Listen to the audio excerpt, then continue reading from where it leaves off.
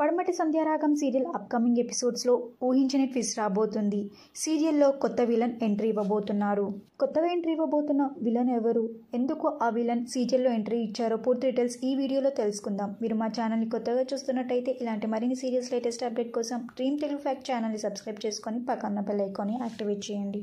పడమటి Sandhyaragam serial present story అయితే చాలా ఇంట్రెస్టింగ్గా కొనసాగుతున్నాయి. రామలక్ష్మి కిడ్నాప్ అవ్వడం, ఇప్పటికైనా రామలక్ష్మి మరియు శౌర్య పెళ్లి జరిగితే బాగుండు అని తెలుగు ఆడియన్స్ ఎంతగానో ఎదురు చూస్తున్నారు.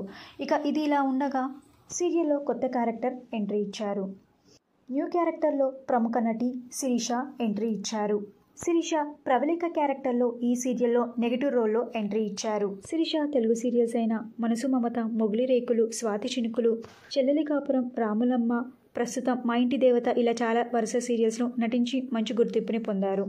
అయితే ఇంతకు ముందే ఈ సీరియల్లో ప్రవళిక క్యారెక్టర్కి మరియు రఘురామ్కి ఏదో సంబంధం ఉన్నట్టుగా చూపిస్తారు. రఘురామ్ మరియు ప్రవళికల మధ్య ఏదో జరిగినట్టుగా తెలుస్తుంది. ఇక అప్కమింగ్ ఎపిసోడ్స్ పడమటి సంధ్యారాగం సీరియల్లో ప్రవళిక ఎంట్రీ తర్వాత రఘురామ్ కుటుంబాన్ని ప్రవళిక ఎలా విడదీస్తుందో చూడాలి.